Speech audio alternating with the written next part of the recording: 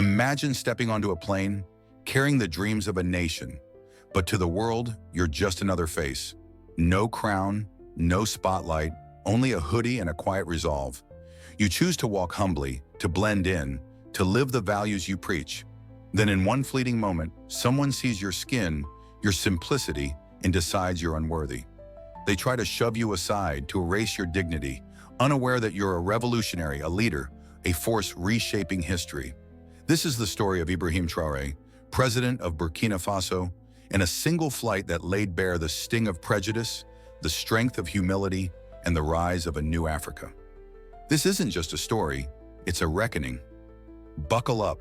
The sun crept over the horizon, casting a golden glow across Charles de Gaulle Airport in Paris. It was 5:43 a.m., January 15th, 2025, and the air was a sharp 36 degrees Fahrenheit, biting at exposed skin. Inside Terminal 2E, the quiet hum of early travelers filled the space, suitcase wheels rolling, soft chatter in French, English, and Arabic, and the occasional ping of a boarding pass scanner. At Gate 37, Ibrahim Traore stood alone, his breath faintly visible in the chilled air. He wore a black hoodie, faded dark jeans, and worn sneakers, a battered backpack slung over one shoulder. At 5'10", with a lean frame and calm, dark eyes, he blended into the crowd, another African traveler in a sea of strangers. But Ibrahim Traore was no ordinary man. He was the president of Burkina Faso, a 36-year-old visionary whose calls for sovereignty and justice had electrified a continent. Traore lived by a principle: stay grounded, stay human. No private jets, no armed escorts, no ostentatious displays. He traveled humbly, deliberately, a leader who believed power was earned through action, not appearance. He had just left Brussels, where he'd spent 3 grueling days in diplomatic talks. Over espresso-fueled meetings and tense negotiations, he demanded fair trade agreements, control of Burkina Faso's gold mines, and an end to neo-colonial grip on Africa. His words had stirred both allies and adversaries, making headlines and enemies alike. Now he wanted only to board Air France Flight 472 to Washington, D.C. for a high-stakes meeting with U.S. State Department officials on trade and security. His business class ticket, Seat 2A, a $4,200 necessity due to a sold-out economy section, was tucked in his pocket. As he lingered near the gate, Traore observed the morning's rhythm. A mother adjusted her son's scarf. A businessman muttered into his phone. A janitor pushed a cleaning cart, whistling softly. Traore approached the janitor, a wiry man named Etienne, and smiled. "Bonjour, ça va?" he asked in fluent French, his voice warm. Etienne grinned back, unaware he was speaking to a head of state. "Ça va, merci," he replied, resuming his work. Traore nodded, content. This was his way, quiet, human, invisible by choice. The gate area buzzed as boarding began. Traore joined the line, his backpack bouncing lightly. The gate agent, a young woman named Camille, scanned his pass without looking up. "Have a good flight, sir," she said, her voice flat. Traore stepped onto the jetway, the cold metal echoing under his steps. Behind him, a ripple of tension was forming, a whisper of privilege that would soon erupt into a storm. In the boarding area, Julien Lefebvre, a 52-year-old French CEO, was asserting his dominance.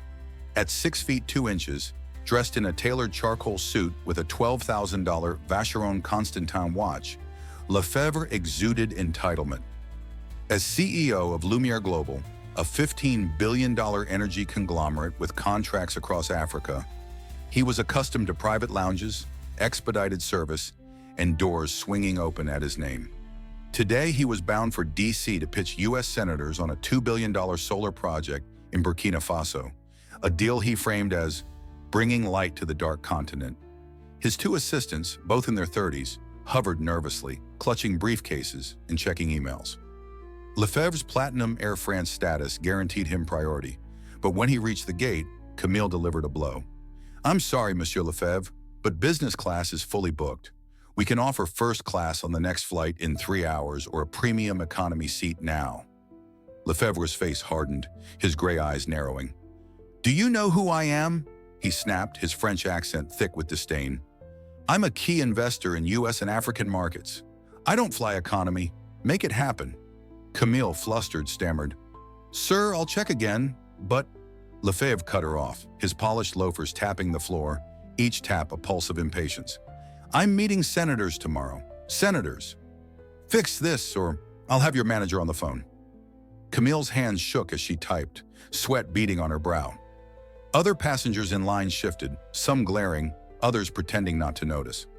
Camille called for a senior flight attendant, Elodie Martin, a 44-year-old veteran known for handling VIP issues. Elodie strode to the gate, her Air France uniform immaculate, her auburn hair pulled into a tight chignon. At 5 feet 9 inches, she carried an air of command, her hazel eyes sharp and assessing. Monsieur Lefebvre, we'll resolve this, she said, her smile polished but cold. Please wait here. Lefebvre nodded, satisfied, and sipped a cappuccino handed to him by an assistant. To him, this was just another obstacle to be bulldozed by his influence. Elodie boarded the Boeing 777, her heels clicking on the cabin floor. The business class section, with its plush leather seats and soft amber lighting, smelled of fresh coffee and lavender air freshener. Passengers were settling in, stowing carry-ons, adjusting lumbar support, skimming The Economist. Elodie's eyes scanned the cabin, trained to spot discrepancies. Her gaze landed on Traore in 2A by the window. He sat quietly, scrolling through notes on his phone, his hoodie unzipped to reveal a plain gray t-shirt.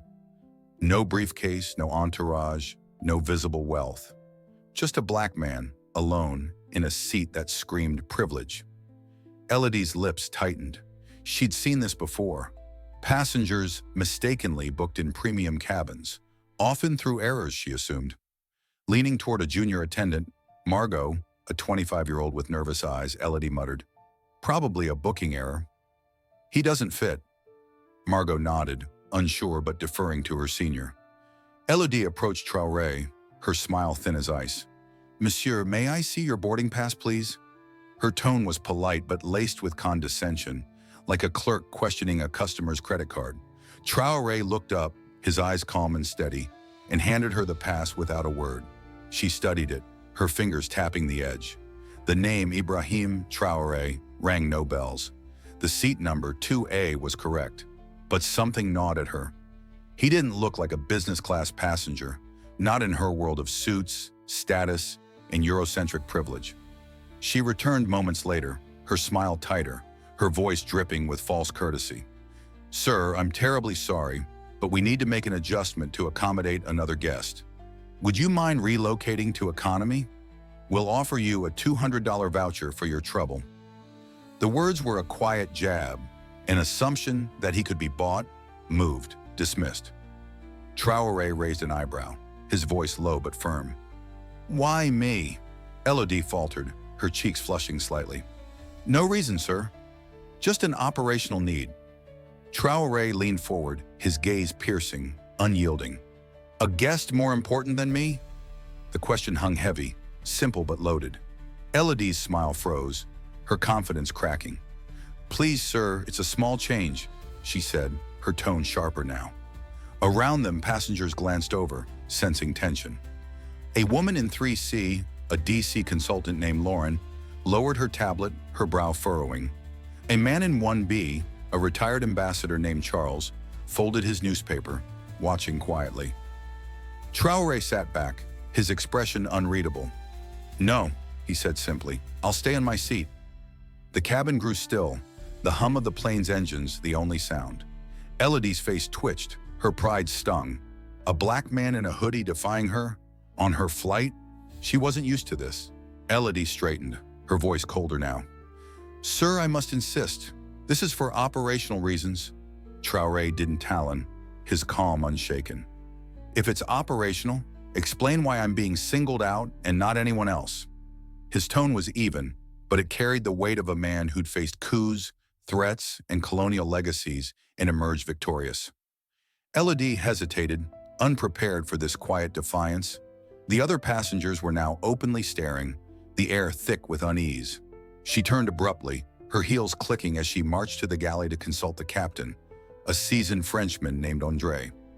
"We have a difficult passenger in 2A, she whispered. "He's refusing to move, and we need the seat for a VIP." Andre sighed, rubbing his temples. "Handle it quietly, Elodie. We can't afford bad press." Elodie nodded, her jaw tight, and returned to the cabin, her face set. Instead of addressing Traore again, she moved to another black passenger, Kwame Boateng, a 28-year-old software engineer in 4A. Kwame, dressed in a neat blazer and jeans, was reviewing code on his laptop. "Sir, we need you to move to economy," Elodie said, her voice clipped. Kwame looked up, confused. "Why me? I paid $4,000 for this seat." Elodie didn't answer, only took his boarding pass and gestured toward the back. Kwame's eyes narrowed, but he began gathering his things, his jaw tight with frustration. Traore watched silently, his fingers still, his mind sharp. Elodie's actions weren't random. They were targeted, a pattern of prejudice based on skin, not tickets. Her second mistake. Kwame stood, reluctant but compliant, and started toward economy. That's when Traore rose from his seat, his presence commanding the cabin. "Enough," he said, his voice low but resonant, like thunder rolling in the distance. "You're making decisions based on skin, not tickets. That's discrimination." The cabin froze. Elodie spun around, her face pale, her clipboard trembling in her hands. "Sir, please sit down. You're causing a scene." But Traore's eyes locked onto hers, steady, fearless. "You're the one causing a scene," he said. "Treat people equally, or this will escalate." Elodie's breath caught. There was something about him, his calm, his authority, that unnerved her. But she didn't know who he was. To her, he was just a troublemaker, a black man who didn't know his place. She muttered under her breath in French, "Ces gens-là, toujours des problèmes." These people, always making trouble. Traore heard it, his face remaining expressionless, but his mind cataloged every word. He sat back down, buckling his seatbelt, his silence louder than any outburst. Lauren, the consultant in 3C, whispered to her seatmate, "She's digging her own grave." Charles, the ambassador in 1B, nodded, his eyes fixed on Traore. Elodie retreated to the galley, her face flushed with anger. She signaled for Lefebvre to board. The CEO strode onto the plane, his assistants trailing like shadows. Elodie greeted him with exaggerated warmth, offering a glass of champagne. "Monsieur Lefebvre, we've resolved the seating issue. Please make yourself comfortable in 3A." Lefebvre nodded, barely acknowledging her, and settled into the seat freed by Kwame's relocation. His assistants took economy seats, muttering quietly. As the plane taxied toward the runway, Lefebvre leaned back, sipping his drink, oblivious to Traore 2 rows ahead. Elodie fussed over him, adjusting his seat, offering warm towels, laughing at his remarks about bringing progress to Africa's wilderness. The contrast was stark. Lefebvre was treated like royalty, Traore like an intruder. Ya, a 32-year-old Ghanaian nurse in 5C, noticed everything. She leaned toward her seatmate, a Burkina Faso student named Amadou, and whispered, "That's our president. They don't even know who they're disrespecting." Amadou's eyes widened, but he stayed silent, respecting Traore's choice to remain anonymous. The plane lifted off, climbing to 36,000 feet over the Atlantic, the cabin settling into a hum of routine. The seatbelt sign dinged off, and passengers relaxed, reading, watching movies, sipping drinks. But beneath the surface, a storm was brewing. Traore gazed out the window, the ocean a shimmering expanse below, clouds like cotton fields stretching to the horizon. He wasn't angry. He was patient, calculating. He'd faced worse: coups, threats, colonial legacies, and emerged stronger. This was just another battle, and he knew how it would end. 3 hours into the 8-hour flight, the cabin was dim, the hum of engines a steady lullaby. Most passengers dozed or watched screens, their headphones glowing blue. Elodie moved through the aisle, her smile reserved for Lefebvre and a handful of other priority passengers. She approached Traore, her expression tight. "Anything to drink, sir?" Her tone was curt, no warmth. "Water," Traore said, his eyes meeting hers briefly. She nodded and hurried away. No apology, no respect. Meanwhile, Lefebvre received the VIP treatment, Extra dessert, a second glass of Bordeaux. Elodie laughing at his stories. Burkina Faso is lucky to have us, he boasted, his voice carrying. Without our investments, they'd be stuck in the dark ages. Elodie nodded, her smile eager, completely unaware that the man he was insulting sat just 10 feet away. Ya shook her head, muttering to Amadou, "Ignorance is costly. They'll pay for this." Kwame, now in economy, sat cramped in 32D, his laptop balanced on his tray table. He typed an email to his team, his frustration simmering. He'd overheard Ya's whisper about Traore and pieced it together. "That's the president?" he muttered, shaking his head. He pulled out his phone, discreetly tweeting, "Bumped from business class for no reason. Air France needs to check their staff. Travel while black." The tweet gained traction, a spark that would soon ignite. Traore remained calm, sipping his water, his fingers tapping the armrest rhythmically. He wasn't plotting revenge. He was observing, listening, letting the moment unfold. He'd learned long ago that true power didn't need noise. It was in the quiet, in the patience, in the moment when truth revealed itself. 7 hours and 3,800 miles later, the plane began its descent into Dulles International Airport, Washington, D.C. The cabin lights flickered on, and the captain's voice crackled. "We're approaching D.C. Current temperature 41 degrees Fahrenheit, partly cloudy. Arrival time 3:22 p.m. local time." Passengers stretched, fastened seatbelts, and checked their phones. Elodie walked the aisle, her clipboard in hand, still doting on Lefebvre and ignoring Traore. Outside, the Potomac River glinted under the late afternoon sun, the Washington Monument piercing the skyline. On the tarmac, a spectacle was unfolding. A convoy of black Cadillac Escalades, U.S. Secret Service vehicles, and Burkina diplomatic cars lined up, their lights flashing. Burkina soldiers in crisp green uniforms stood at attention, joined by U.S. military attachés, State Department officials, and a small contingent of Burkina embassy staff. A red carpet stretched 50 feet from the jetway to a waiting limousine, flanked by Burkina Faso's flag, red, green, and yellow with a bold black star. Inside the cabin, passengers peered out the windows, confused. "Is that a motorcade?" Lauren in 3C asked, her voice hushed.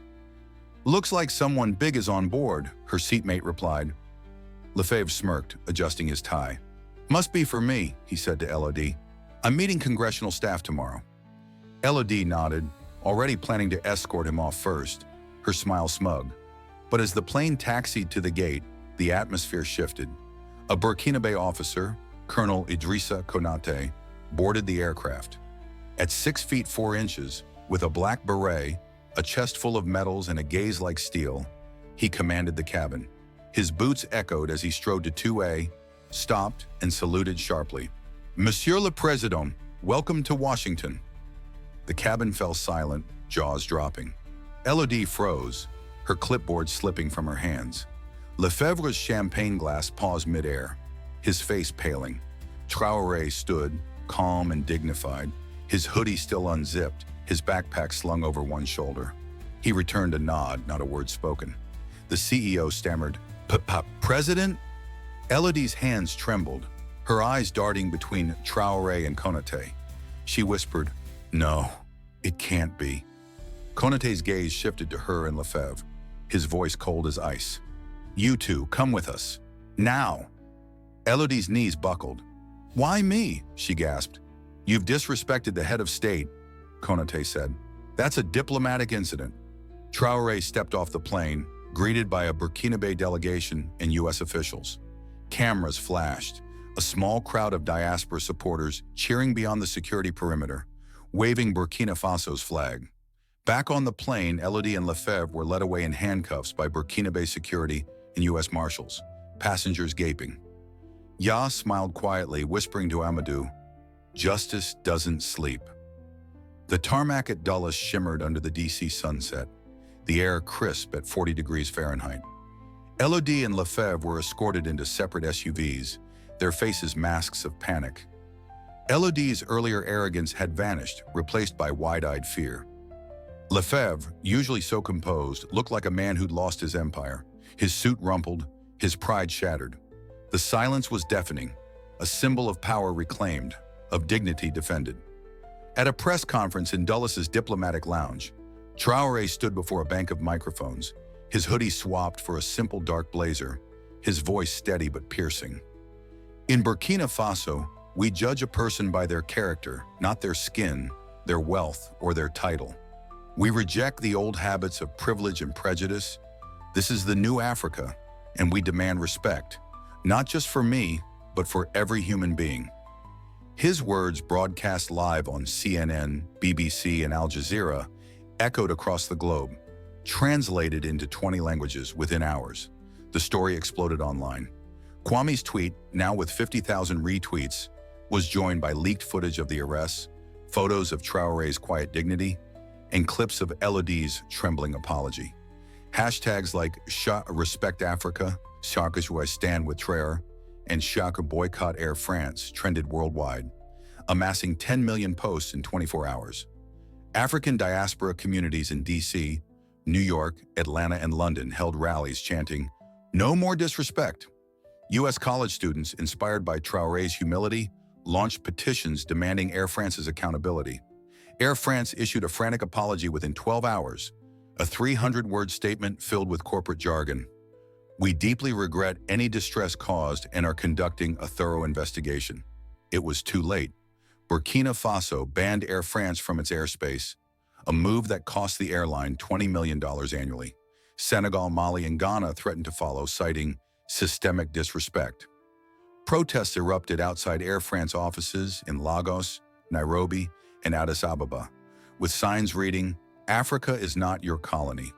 Elodie, detained in D.C. pending diplomatic talks, broke down during questioning in a sterile federal office. "I didn't know," she sobbed, her mascara streaking. "I was just doing my job."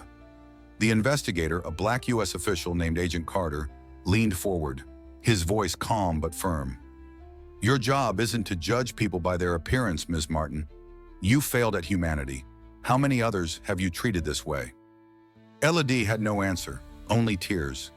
Lefebvre faced charges of attempted intimidation and public insult in both Burkina Faso and the U.S. His company's stock plummeting 8% as Burkina Faso canceled its $500 million energy contract. His lawyers scrambled, citing diplomatic immunity, but Burkina Faso's foreign minister issued a statement. "No one is above our laws. This is a sovereign nation, not a French playground." The French embassy in D.C. made desperate calls, but Traore's response was clear. Justice is equal for all. Traore spent 3 days in D.C., meeting with U.S. officials at the State Department, dining with African diaspora leaders, and visiting Howard University, where students gave him a standing ovation. He spoke of Burkina Faso's progress, new schools, solar farms, a revitalized military, all built on the principle of dignity. He never gloated, never sought revenge. He returned to Ouagadougou on January 18th, greeted by thousands chanting his name. The flight became legend. A quiet man in a hoodie, a flight attendant's prejudice, a CEO's arrogance, and a landing that shook the world.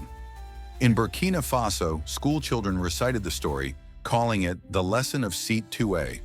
In DC, Lauren the consultant wrote an op-ed for the Washington Post. Traore showed us that true power is in restraint, in dignity, in refusing to let prejudice define you. Kwame's startup gained global attention, securing $10 million in funding, inspired by his tweet's viral reach. Elodie was fired by Air France, her name synonymous with scandal. Lefebvre resigned, his career in tatters. But the story's impact went deeper. It sparked conversations about race, respect, and power in boardrooms, classrooms, and living rooms worldwide. It reminded the world that Africa was rising, led by men and women like Traore, who carried their nation's dreams in quiet steps. What does this story mean to you? It's more than a flight, it's a mirror, showing us who we are and who we can be.